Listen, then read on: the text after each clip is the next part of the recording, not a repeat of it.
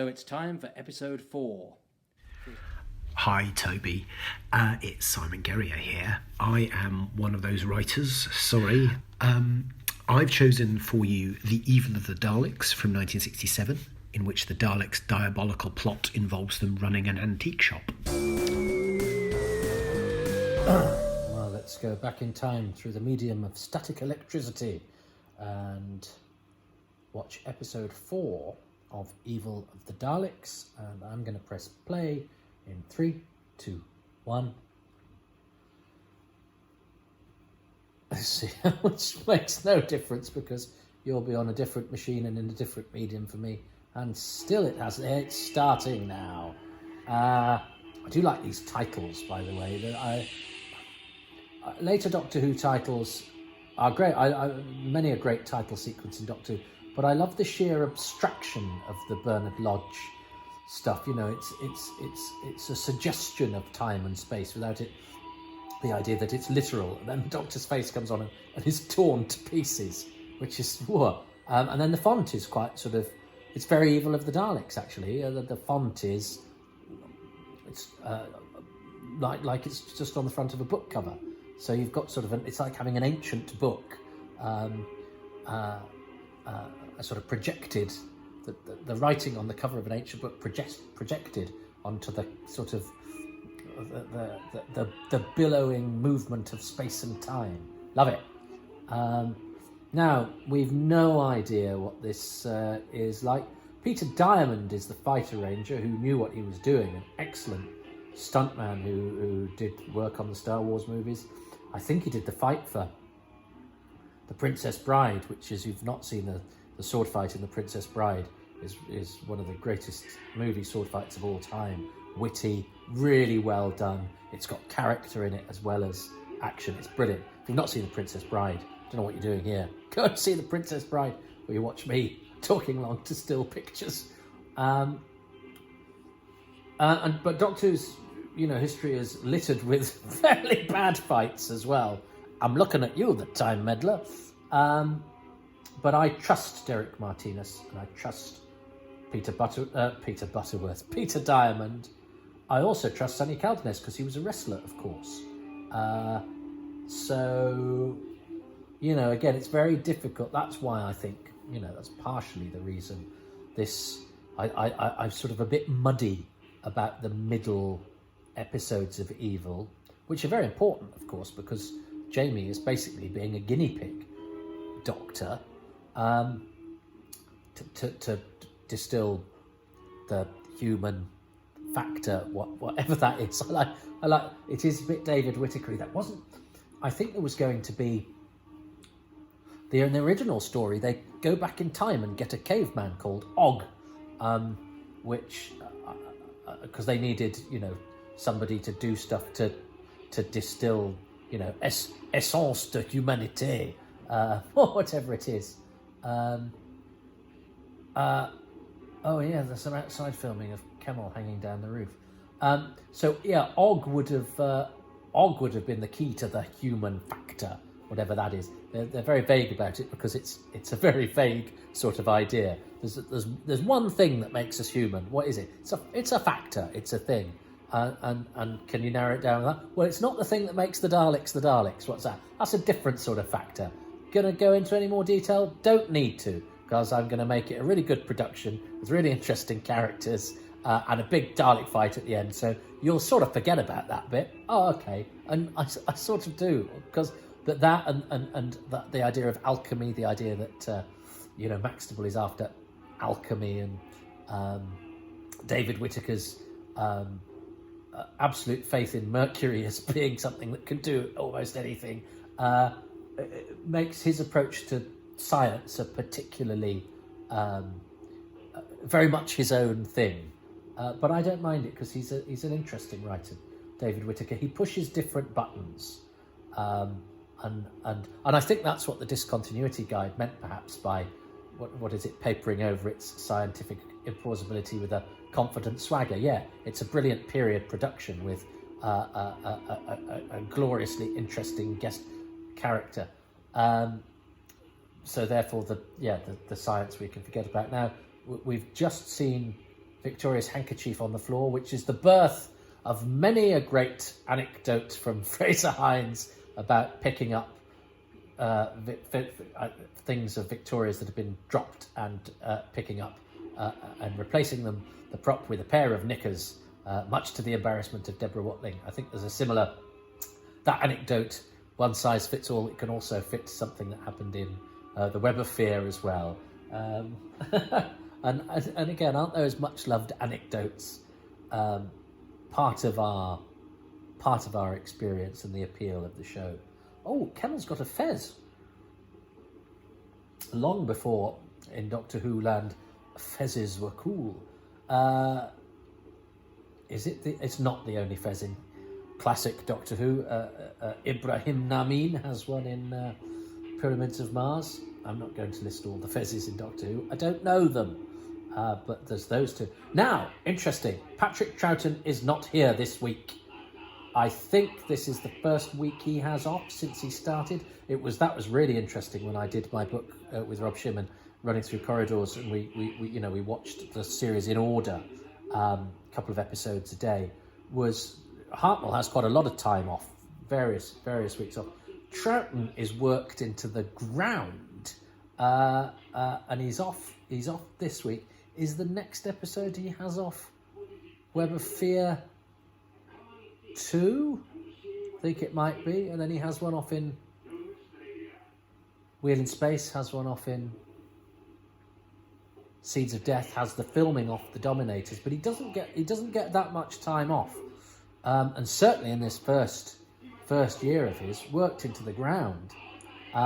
But in this episode, he's in the episode, but he has to do some pre-filming. So Troughton and the Dalek, those scenes will have looked extra swanky because they'll have been shot on film. But I don't think Deborah Watling's there either, is she? Is she on film this week? So Fraser Hines was king of the studio this week.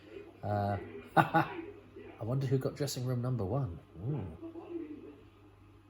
So yes, there's Windsor Davis back as a corpse for 1 week only.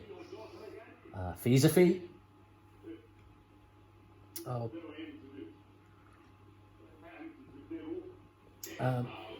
And of course the character dynamics. And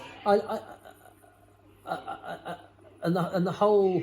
He's very wild-eyed, isn't he, Marius Gore? And you sense he's. You sense he's enjoying the fact that he gets to be. He gets to indulge himself as a performer, gets to give a vivid performance. I remember when I interviewed Clive Merrison, who's in Tomb of the Cybermen, the story after this, but who is a wonderful actor, and I think an actor of great colour and character. But he said to me, I am rather a vivid actor, and I like that because I think OTT sounds disparaging and is wrong. Actually, I like performances with a bit of heft, and I think vivid is a great description. So yes, Marius Goring is vivid, and John Bailey is vivid in a different way. He's of course, because and the character dynamics are great here because you've got Maxtable's, he's prepared to kill his friend. The manipulation that Maxtable does with Waterfield. That we go, well, he's bad, but the Doctor's manipulating Jamie, but for good. Do the ends justify the means? We know what sort of people say that. It's really interesting character dynamics. There's a lot going on amongst the long scenes between Kemmel and Jamie, which are, of course, again, do not benefit from the fact that we cannot see them because Kemmel doesn't speak. I've got a lovely picture.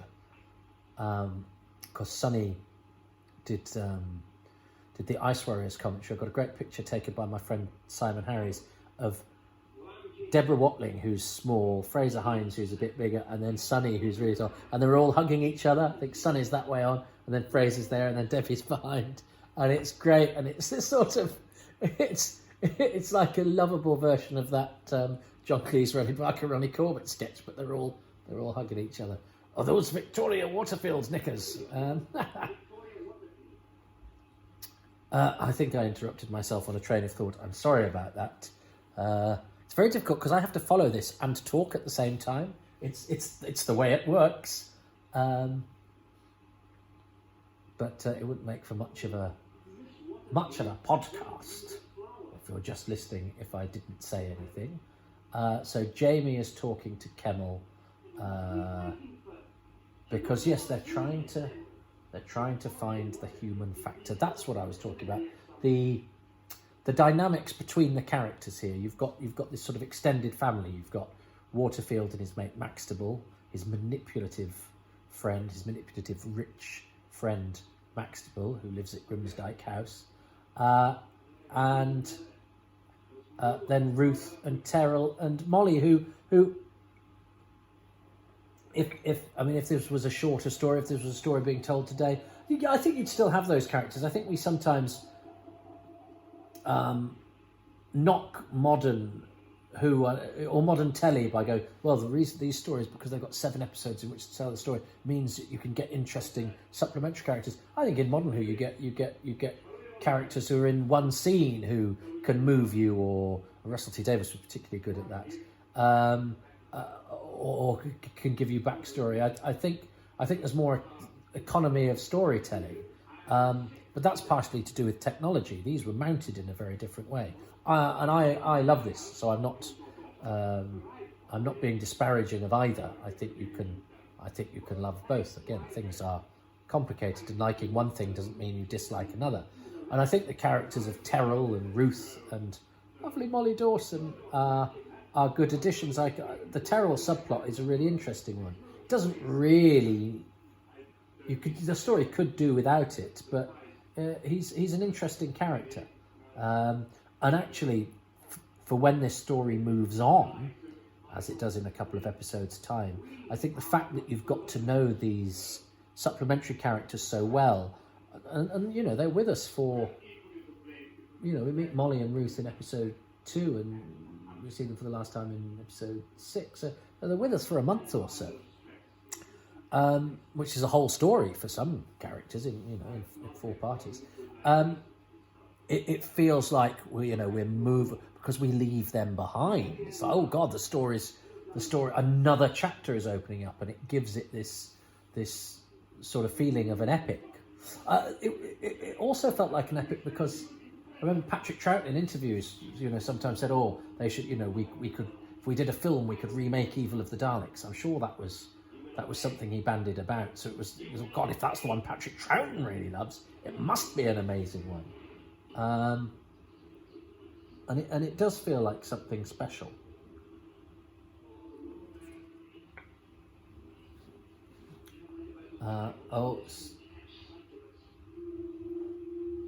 And it's nice that Kemmel and Jamie have lots of sort of adventuring to do together. Jamie's a very friendly fellow, isn't he? Fraser Hines is great.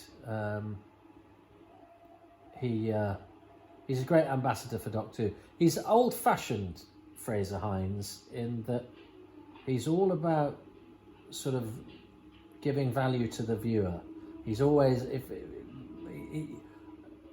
he's always trying to, and that's in his approach to how he approaches doing conventions and commentaries and documentaries and stuff like that. But I think as an actor, he's like that as well. He's never lazy. He's always trying to keep things interesting without mugging. He's not a selfish actor, I don't think. I've got a lot of time for Jamie. He's one of the great companions, and isn't it amazing to think that he's in every Troughton story bar the first one. But of course, because this is season 4, we have no complete stories from season 4. Isn't that an absolute tragedy? I mean, isn't it weird that the 10th planet's missing its last episode? Don't trot out the Blue Peter thing. That's not true. But because it was season 5 was the big loss when I was younger. I mean, I think there were only 1, 2, 4, 5 episodes from season 5, I think. Well, no, because they didn't have both the Wheel in Space. It was 4 episodes from season 5, I think, when I was a time tot. So we actually had more from season 4 because we got most of the 10th Planet, a couple of episodes of the Moon Base. We've got 1 episode of the Faceless Ones, then we've got 1 episode of the Underwater Menace. So we only marginally got more of season 4, but we did have more of season 4.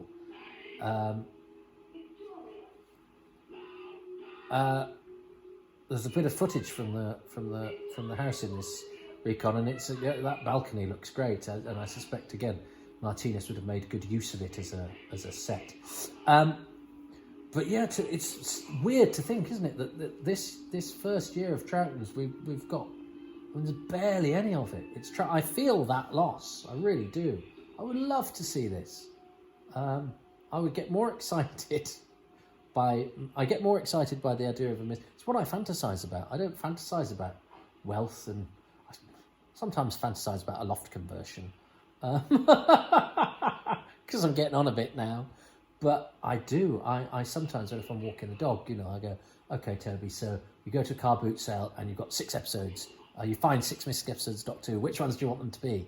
And I think I'd definitely choose episode 7 of this. You've got to see the Dalek Civil War. I mean, and they repeated this, of course. This was repeated after the Wheel in Space and repeated as part of the storyline.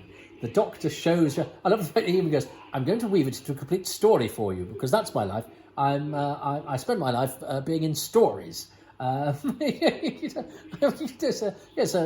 is, shall I tell you the story of my holiday?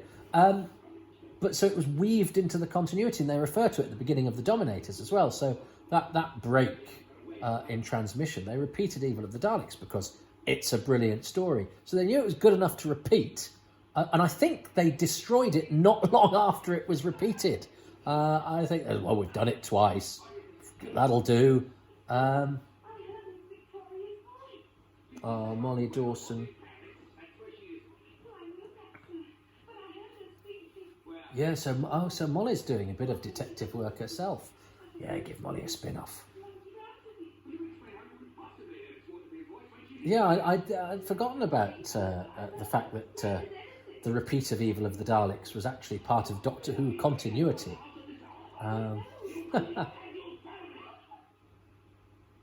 Yeah, this stuff is all, you believe all these characters. They all have a relationship. I think there's a bit of a sadness about the subplot with Terrell and poor old Ruth.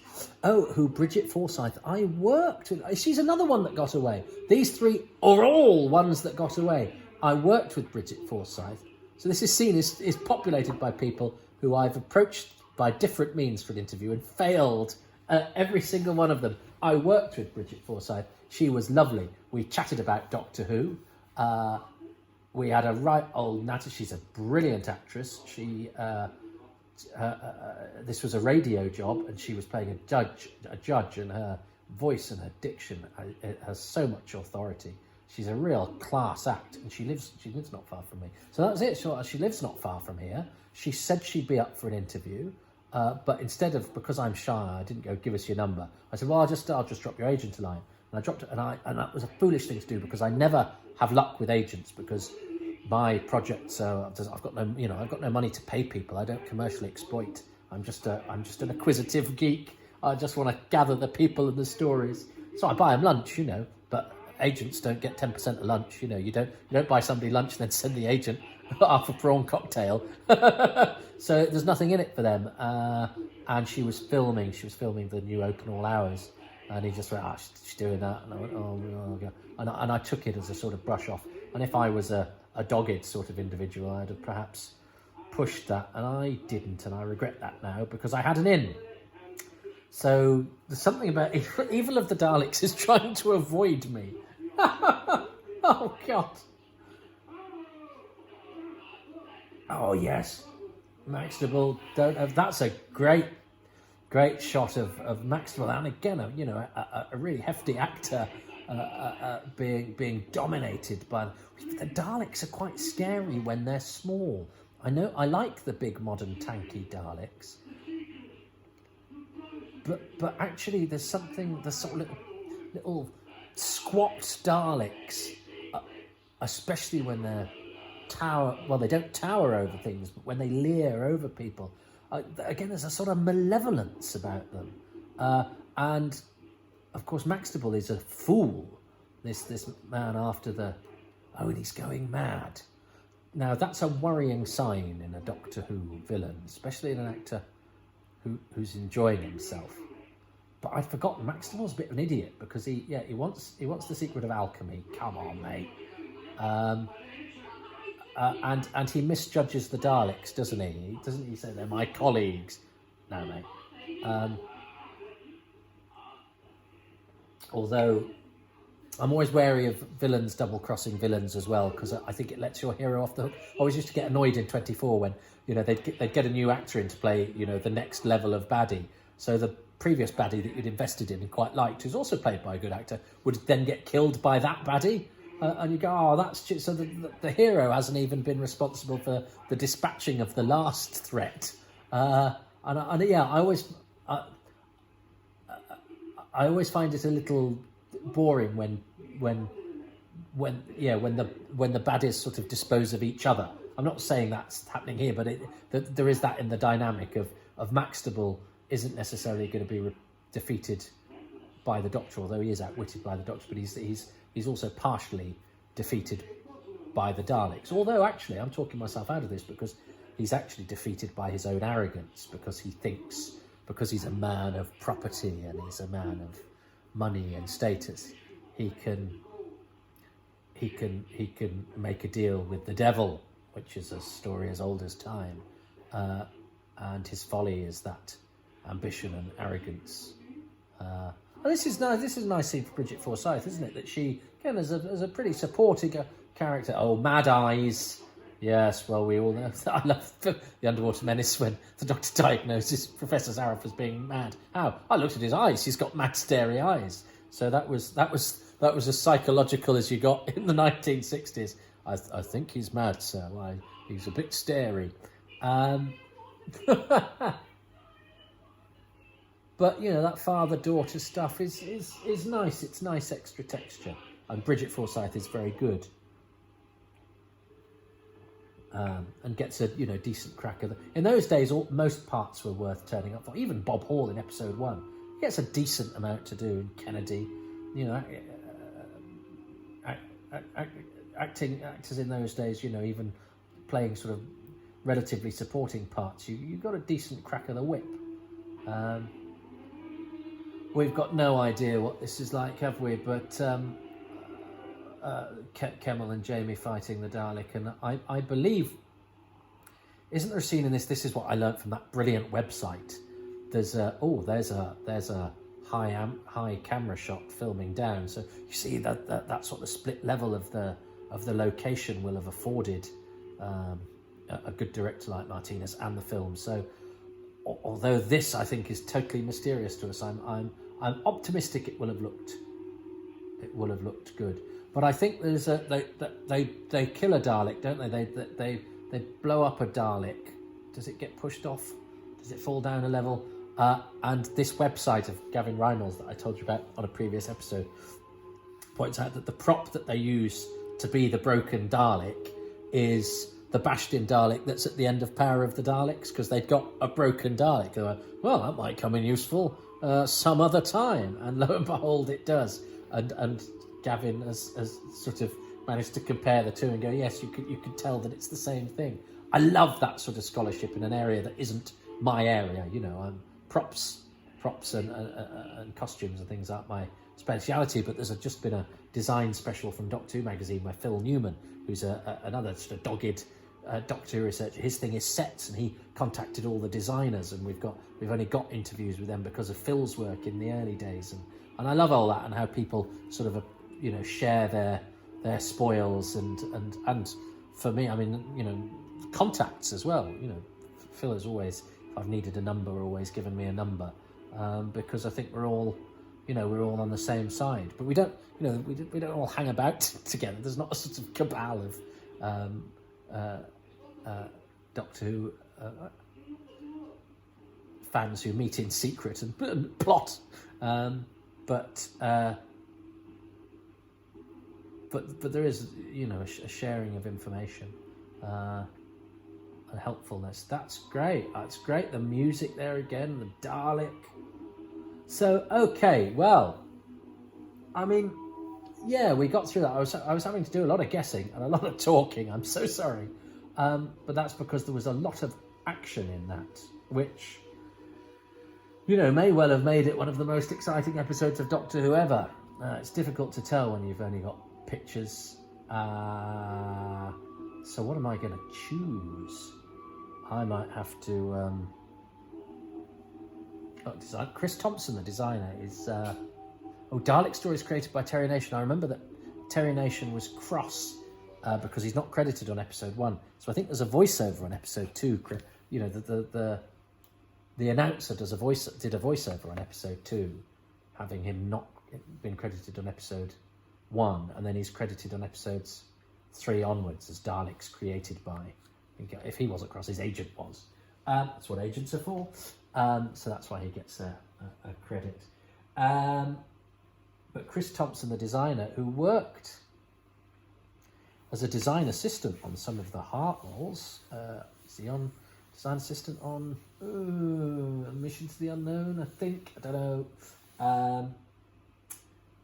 Don't write in. But he's certainly a design assistant on some, and this is his only credit on Doctor Who, and I think the design work on Evil is great. So because I'm tired and because there was not a lot to get to grips with, a lot of that is guesswork. So I'm going to say, for points overall, Chris Thompson's design work is glorious. He's great at the period stuff. That stuff in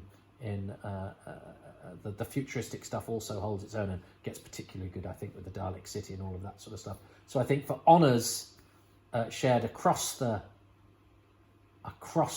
story, Chris Thompson's design work is going to be my favourite thing for episode 4. What has Simon chosen? My best thing about episode 4 is there's a huge chunk of this episode where we have no idea or very little idea about what is actually going on. The fight scene at the start of the episode lasts just over 4 minutes with barely a single line of dialogue. The camera script hardly tells us anything of what's going on. The telesnaps just give us a few clues. Reminiscences of the actors in it and the crew who works on it don't really talk us through the beats of the fight scene. So it's reconstructed in the audio versions and the audiobooks and whatever, really from guesswork, and I find that fascinating and quite fun. My best thing... Right, so the thing I was complaining about, I said he was clever. The thing I was complaining about, the fact that we can't really see it, he's made into a virtue. And he's quite right. That is part of the fun of it, the guesswork, the fact that we might one day get a clue or a clip might turn up, or, but it means there's still something tantalising, something to discover. Well done for turning that into a virtue, Simon. He's a clever fella. I still make no. It is slightly cheated because so much of that was actually at the house. It's not really a very Chris Thompson-y episode, but I played the design joker. I don't care. I don't think as outside the box as Simon. Great. Well, look. Evil of the Daleks possesses some sort of factor that makes it special. Let's see if we can distill it down to what that is in the next episode. But thanks for joining me for this one. Good night.